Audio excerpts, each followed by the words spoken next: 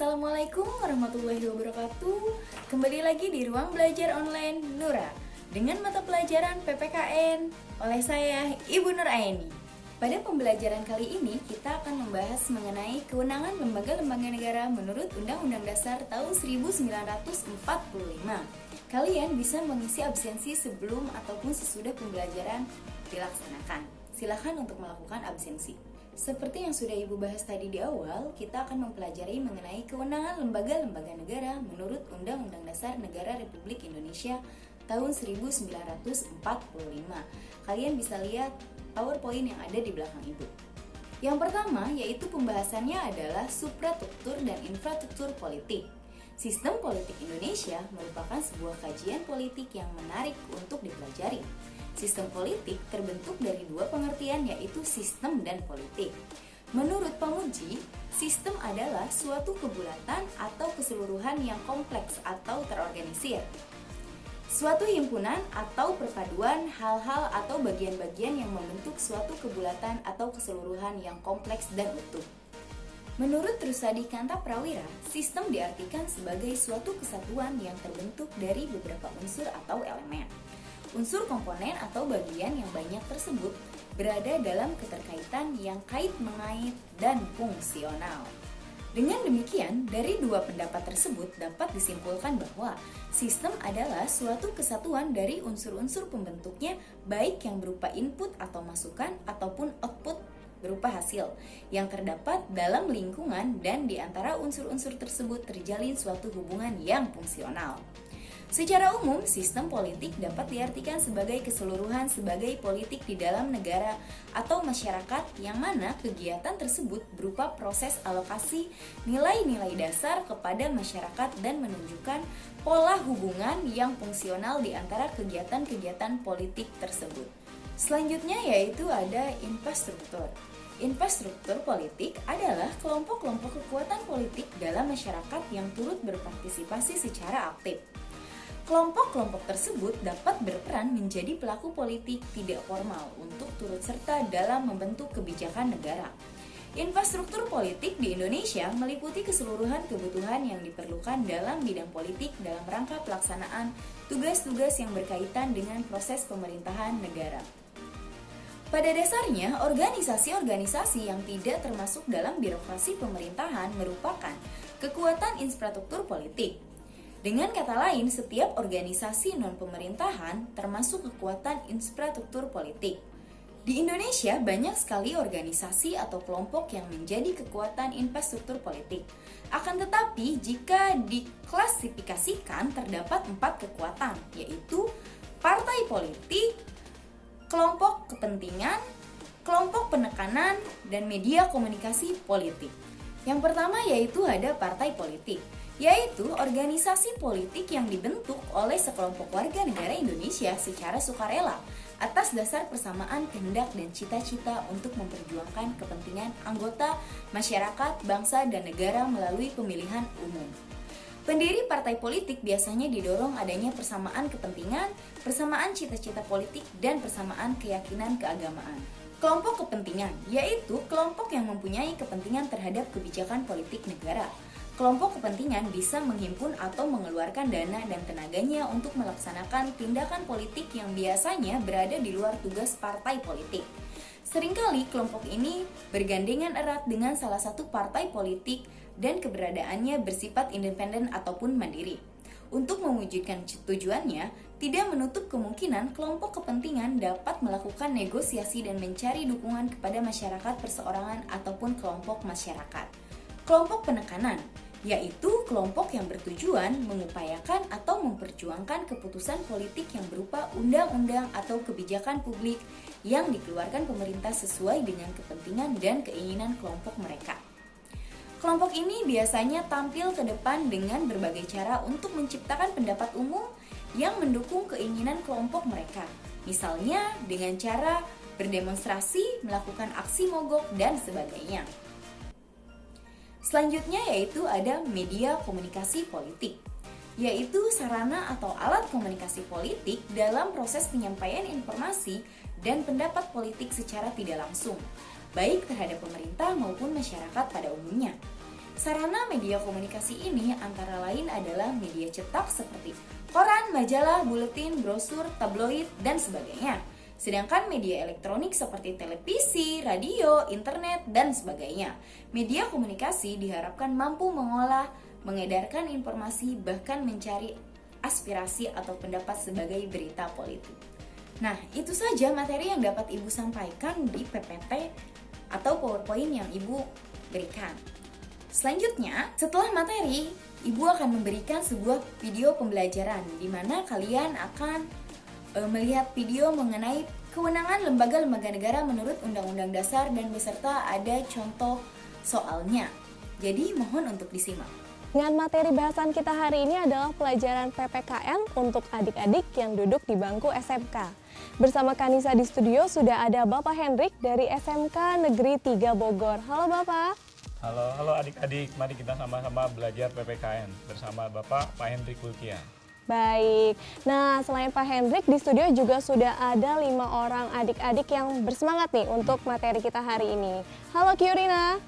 Hai Mega. Halo Nadia. Hai Raihan. Hai. Halo Denza. Nah, Kanisa pengen dengar dulu nih semangat dari adik-adik di studio ya. Belajar bersama Pasti bisa. ujian. Pasti lancar. Nah, sangat bersemangat sekali. Semoga adik-adik di rumah juga tidak kalah semangat ya. Langsung saja kita akan bersiap masuk ke materi. Silakan Bapak Hendrik untuk bersiap di tempat. Bapak Hendrik sudah siap untuk materi? Baik Pak. Silakan Siap. Pak. Baik adik-adik semua, mari kita sama-sama memulai pembelajaran PPKN. Yang mana kali ini kita akan membahas mengenai kewenangan lembaga-lembaga negara Republik Indonesia menurut Undang-Undang Dasar Negara Republik Indonesia tahun 1945. Baik, kita mulai dengan nomor soal yang pertama. Baik. Sebelum ke soal, ada indikator soal yang akan Bapak jelaskan. Yang pertama tentang makna suprastruktur dan infrastruktur politik, kemudian lembaga negara Republik Indonesia menurut Undang-Undang Dasar Negara Republik tahun 1945, tata kelolaan pemerintahan yang baik. Yang pertama, mengenai makna suprastruktur dan infrastruktur politik. Baik, kita coba mulai dari nomor 1. Dapat bantu dibacakan soalnya Bapak Hendrik ya oleh Mega, silahkan. Sistem politik merupakan berbagai macam kegiatan dan proses dari struktur dan fungsi yang bekerja dalam suatu unit dan kesatuan yang berupa negara atau masyarakat. Merupakan pendapat dari A. Rusadi Kanta Prawira, B. Miriam Bidearjo, C. Sidney Verba, D.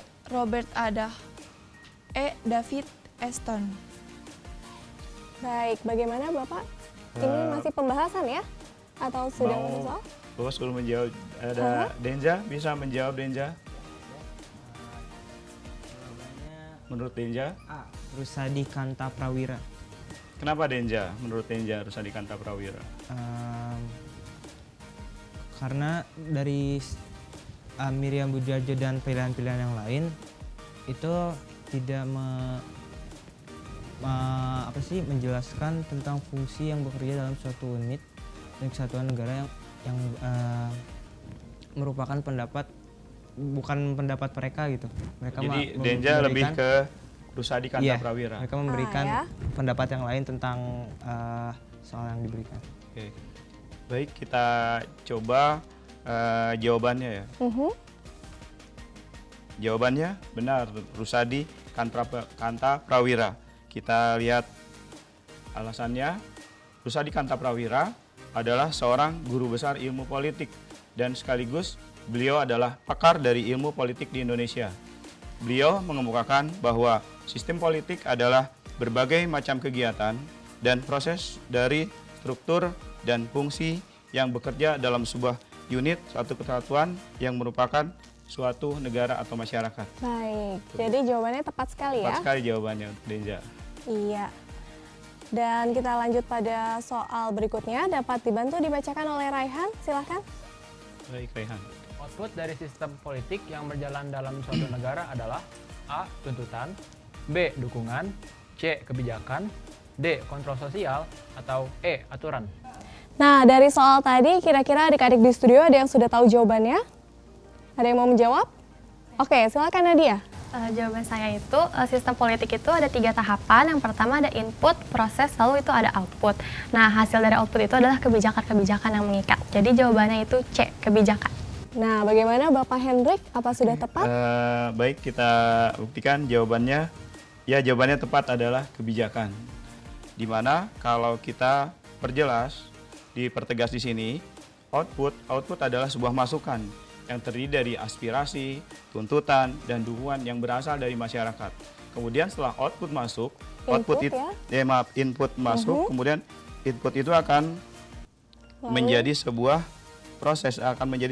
proses, diproses melalui lembaga-lembaga yang berwenang yang mempunyai kekuasaan di Indonesia yang akhirnya mengeluarkan sebuah output yang berupa kebijakan-kebijakan, di mana kebijakan-kebijakan itu senantiasa bersifat mengikat dan selalu untuk rakyat Indonesia.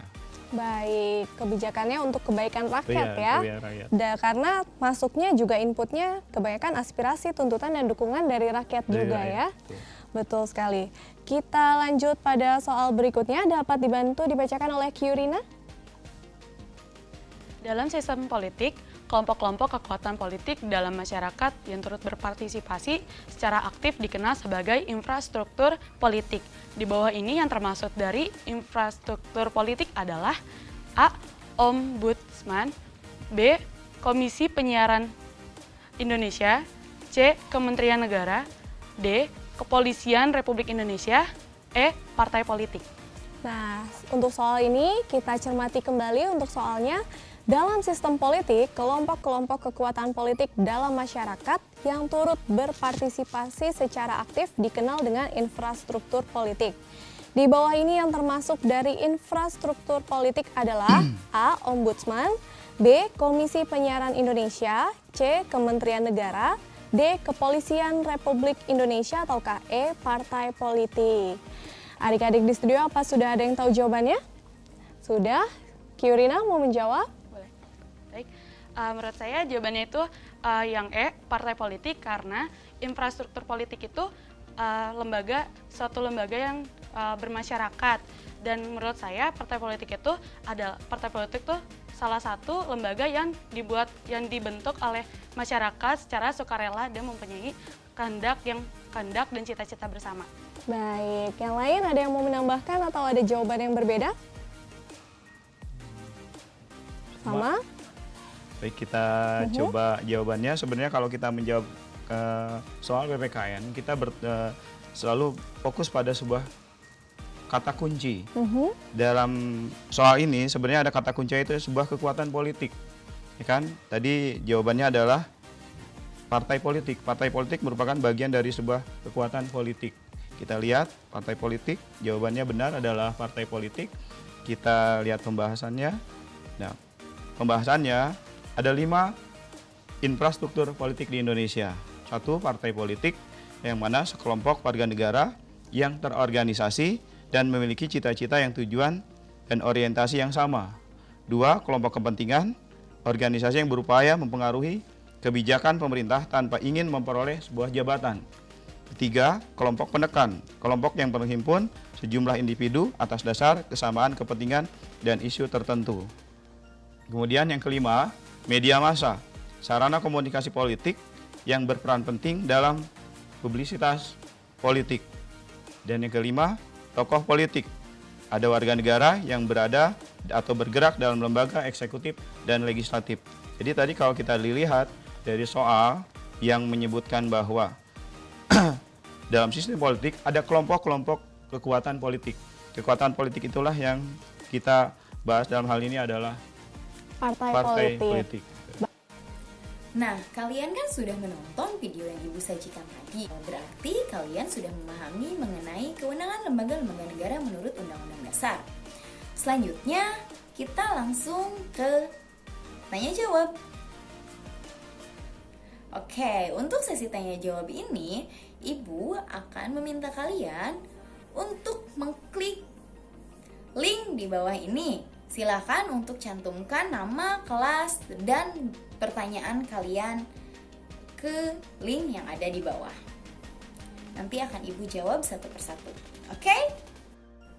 Nah, selanjutnya yaitu adalah tugas rangkuman, di mana kalian harus merangkum mengenai kewenangan lembaga-lembaga negara menurut Undang-Undang Dasar tahun 1945 dengan materi yang sudah Ibu sampaikan tadi melalui PPT ataupun melalui video pembelajaran yang sudah Ibu tayangkan.